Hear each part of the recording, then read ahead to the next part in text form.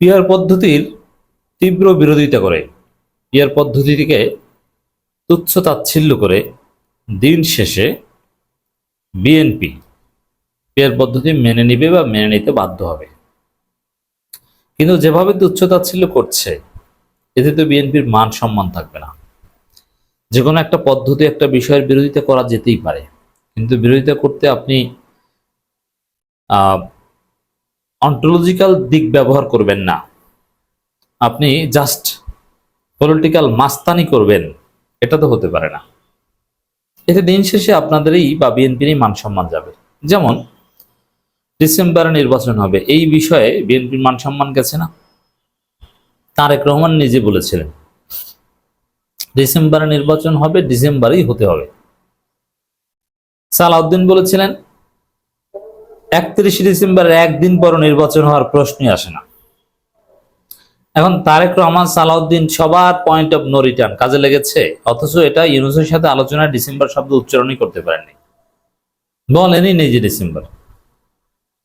এই যে হুমকি ধামকি ডিসেম্বরে অমুক তমুক, এইসব এগুলো যে ভুয়া, এটা জনগণের কাছে প্রমাণিত হয়েছে। এখন সেই বিএনপি আবার বলছে, তো এর চাইতে বেশি তুচ্ছ তাচ্ছিল্য করছে পিয়ার সিস্টেমকে। ধারাবাহিকভাবে অনেকগুলো বক্তব্য এসেছে। এর অর্থ হচ্ছে তারেক রহমান বিএনপি সব নেতাদেরকে নিয়ে দিয়ে দিয়েছেন তোমরা পিয়ারকে গালাগালি করো। এখন পিয়ারকে তো আর গালাগালি করার বিষয় না, পিয়ারকে জ্ঞানগতভাবে মোকাবেলা করার বিষয়, যুক্তি দিয়ে পিয়ারের বিরোধিতা করার বিষয়। এটা তো গালাগালি করে আপনি কিছু করতে পারবেন না। এই জায়গাটায় বিএনপি একটা ধরা খাবে সামনে। যেমন সালাউদ্দিনের মতো তথাকথিত মেধাবী, আমি মোটেও মেধাবী মনে করি না, তার কথাবার্তার মধ্যে কোনো মেধার ছাপ আমি দেখিনি। কোন দিক থেকে মেধাবী আমি বুঝি না, তার রেজাল্ট কি? এই সালাউদ্দিনের মতো লোক তিনি বলছেন যাদের জামানত বাজেয়াপ্ত হবে তারা পিয়ার চায়। তা আমি বলেছি তাহলে তো আপনাদের আরো সুবিধা, যাদের জামানত বাজেয়াপ্ত তারা পিয়ার চাইলে তো তারা পিয়ারও তো আসন পাবে না, কারণ পিয়ারে কমপক্ষে 5% ভোট না পেলে সে কোনো আসন পাবে না।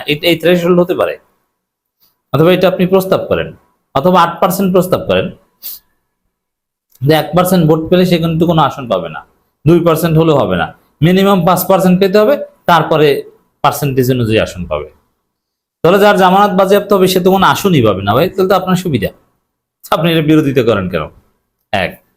এরপরে খালেদা জিয়ার একজন উপদেষ্টা বলছেন যারা মেম্বারও হননি তারা পিয়ার পদ্ধতিতে নির্বাচন চাচ্ছেন। আচ্ছা, তাহলে এই জামাত ইসলামী চাচ্ছে, ইসলামী আন্দোলন বাংলাদেশ চাচ্ছে, এরা মেম্বার হননি নাকি? এদের ভোট নাই?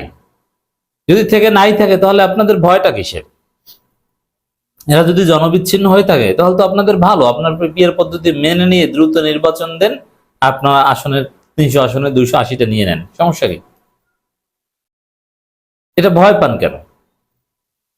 তো এই যে যারা মেম্বারও হননি তারা পিয়ার পদ্ধতিতে নির্বাচন চাচ্ছে, অথচ বাংলাদেশের বিএনপি বাদে সব দল পিয়ার পদ্ধতিতে নির্বাচন চায়। এর মধ্য দিয়ে বিএনপি কার্যত পিয়ার পদ্ধতিকে তুচ্ছ তাচ্ছিল্য করছে, মাস্তানি স্টাইলে পিয়ার পদ্ধতিকে ডিল করার চেষ্টা করছে, জ্ঞানগতভাবে নয়। আপনি পলিটিক্যাল সায়েন্সের অ্যানালাইসিস করেন, এ বিষয়ে বিএনপির পক্ষ থেকে কোনো আলোচনা নেই। এমনকি বিএনপি যে 2-3 জন ইউটিউবার বুদ্ধিজীবী ভাড়া করেছে তারাও করতে পারে না, যাদের আসলে মেধা আছে, যেমন ডাক্তার জাহেদ, সাইদ আবদুল্লাহ, ফাহাম আব্দুল সালাম, যাদের এলেম আছে, তারাও কিন্তু জ্ঞানগতভাবে পিয়ার পদ্ধতি নিয়ে আলোচনা করতে পারে না। তারাও ওই মাস্তানি টাইপের ফিলোসফি গ্রহণ করেছে যে মাস্তানি করে পিয়ার ঠেকাবো, যে পিয়ার বাটপার, পিয়ার খারাপ, পিয়ার ভণ্ড, যারা পিয়ার চায় তারা মেম্বার হননি, তারা তাদের জামানত বাজেয়াপ্ত হবে, ইত্যাদি ইত্যাদি। আচ্ছা, এখানে দেখেন যে পিয়ারের বিরুদ্ধে তেমন কিছু বলতে পারছেন না, যারা পিয়ার চায় তাদের বিরুদ্ধে বলে। যেমন সালাউদ্দিনের যে কথাটা, যারা পিয়ার চায় তাদের জামানত বাজেয়াপ্ত হবে, মানে যারা পিয়ার চায় সমস্যাটা হচ্ছে তাদের, পিয়ারের সমস্যা না, বিএনপি বলতে পারছে না। মেম্বারও হননি, পিয়ারের সমস্যা না, সমস্যা হচ্ছে পিয়ার যারা চায় তাদের। এটাই হচ্ছে বিএনপির কথা। বিএনপি চেয়ারপারসন খালেদা জিয়ার উপদেষ্টা, কথিত উপদেষ্টা, এটা একটা ধৈঞ্চা পোস্ট, দুধ ভাত পোস্ট। এই জন্য যারাই দেখবেন চেয়ারপারসন উপদেষ্টা এই ধৈঞ্চা, এর কোনো দাম নাই। এ জীবনে খালেদা জিয়াকে কোনো উপদেশ দেয়নি বা দিতে পারবে না বা দিবে না। অতএব এটা কিচ্ছু না, এটা একটা ফাইজলামি। কে কি উপদেশ দিবে?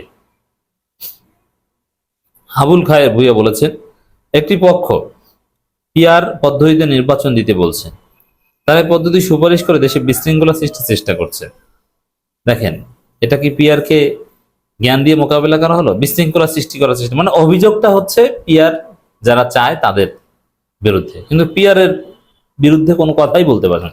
কারণ বিএনপির নেতারা পিআর বুঝেই না। এরা অনেকে মনে করে যে পিআর একটা গালি, পিআর মানে কোনো নেশা টেশা কিছু। বিএনপি সাধারণ লোকজন এটা মনে করে, যেটা মনে হয় খায়। এখন ইসলামী দলগুলো মনে হয় ওইটা খায় পানের সাথে মিশিয়ে। এসব দলের কোনো লোক একটি মেম্বার হয়নি এ পর্যন্ত।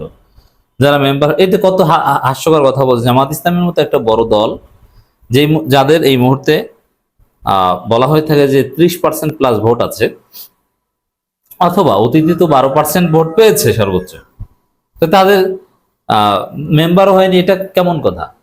বিএনপির চাইতে বেশি উপজেলা চেয়ারম্যান বা বেশি ভোট পেয়েছে, এরকম ঘটনাও ঘটেছে জামাতের ক্ষেত্রে।